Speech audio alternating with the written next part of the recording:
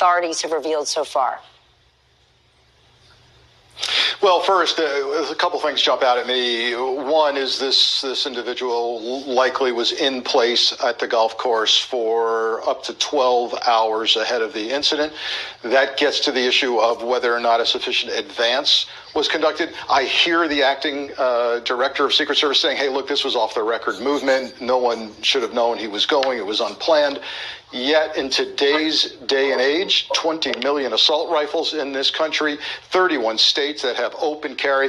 Secret Service can't just say that's an off-the-record movement. We're going to treat this with lighter security. Those days are over.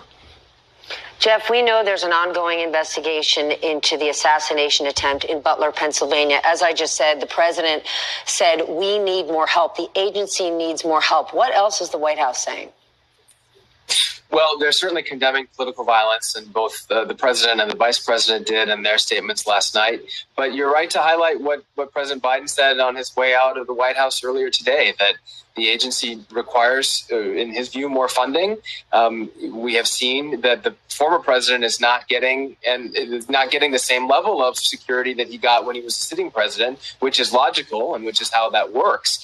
But because he's now the Republican candidate, and because of these threats, clearly that's something that I think President Biden and others around President Trump are wanting to have reevaluated.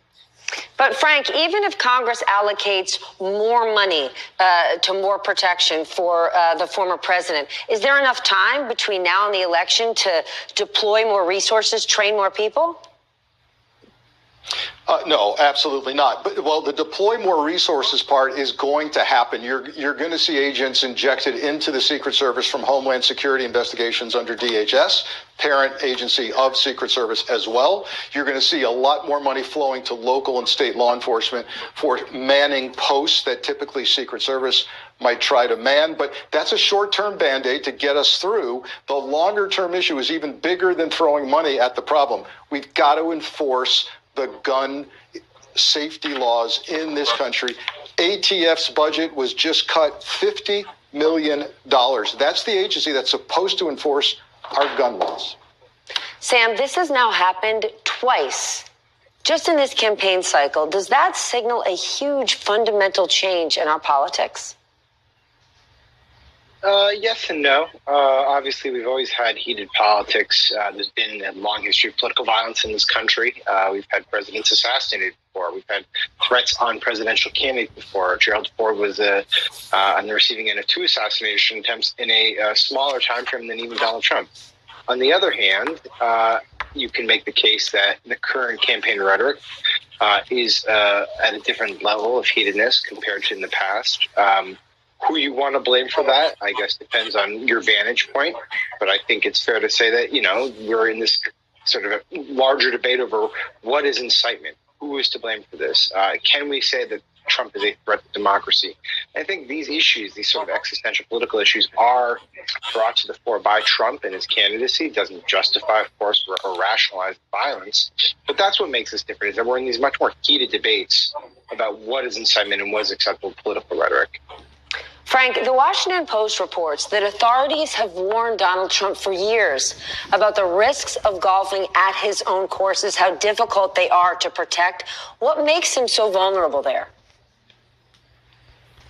Look, as we saw in Butler, Pennsylvania, which was a far more controlled environment, quite honestly, believe it or not, the golf course is wide open, it's long, and your protectee is exposed for hours playing a game that is predictable. He's going to move from hole 1 to hole 2. He's going to keep going. You know what he's going to do once he's there, and he's there too long. So we need to understand that it is virtually impossible today to guarantee the safety of a protectee in an open air environment, and that needs to get listened to by the protectees. The Secret Service advice should be more than just a suggestion.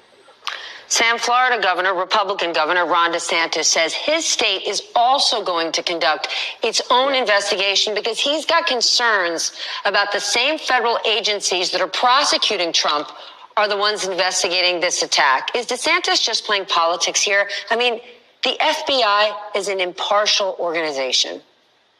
Right. The FBI is impartial. The FBI also has way more resources and capacity to investigate this type of situation than Florida officials. That said, what DeSantis is getting at is a sort of large-scale distrust that has been brewing in Republican politics over the FBI that stems back to the Trump presidency, the fact that Trump has spoken out against the director of the FBI.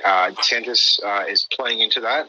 He's noting it, and he's trying to do his own parallel investigation. Be very curious to see what it does and whether it interferes or tries to interfere with the FBI investigation. But in the end, as Frank will attest, the FBI is the preeminent investigative body here and should be in charge of the investigation. Jeff, is there any way to avoid or to keep this from becoming hyper-political? If you don't have an automated trading system, I can set one up for you in less than 3 days by giving you access to the Quantizone. Jeff, is there any way to avoid or to keep this from becoming hyper-political?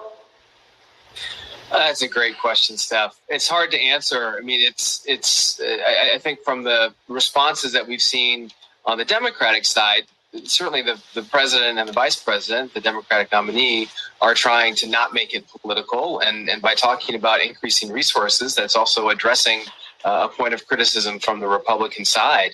But there's no doubt that political rhetoric is heated on both sides, but it's been especially heated on the Republican side. And the fact that the former president was bringing up conspiracy theories on the debate stage that has led to violence and threats in Springfield Springfield, Ohio is a good example of that. Now, I don't mention that in any way to excuse what happened here. It's outrageous and unprecedented, at least in my time covering politics, to have 2 potential assassination attempts against a candidate and a former president. But the rhetoric is an issue for sure. And the fact that the former president is blaming this incident on Democrats does not take into account the role that he has played in terms of raising the rhetoric or raising fears and playing with conspiracy theories on his side. Frank, you touched on this, but I want you to make it clear to our audience, because you wrote about it in an op-ed for MSNBC.com, that the Secret Service did not fail Donald Trump. What do you think led to this? Just make it clear to us. Well, it led to this incident, or led to the fact that we have people trying to take out a nominee. Look, we've got a situation in this country where there are way too many bad people with guns, and we've got to get better at taking those guns away from people who should not have them. And this guy is Exhibit A. Arrested and charged over 100 times, including for a fully automatic machine gun in the state of North Carolina, resisting an officer, on and on and on. Yet here's this guy, he's got a gun, he's received it apparently with the obliterated serial numbers, he's a felon in possession. If we had serious enforcement of existing gun laws, we'd have agents who make sure people like that aren't possessing guns. Conspiracy theories and the fact that they are being pushed so broadly is a root cause of so much of the divisiveness in our country right now. And I want to ask you, Frank, about this news that we just learned tonight. Meta, the parent company of Facebook, has officially banned the Russian media outlet RT just days after the U.S. accused them of spreading disinformation. What is your take on this? Too little, too late? Important move? No, I think it's a bold move. It needs to happen. We've now got a documented record that the Russian intelligence services are utilizing RT and, by the way, other platforms to secretly, covertly try to shape the thinking of the American mind with propaganda, and really trying to divide us by hot button issues that they're getting into. Gender, race, all of this is being pushed at us from an adversary. So I applaud Meta's step today, but Americans need to understand our adversaries want to impact this election, number one. Number two, sow discord and chaos, and they seem to be succeeding.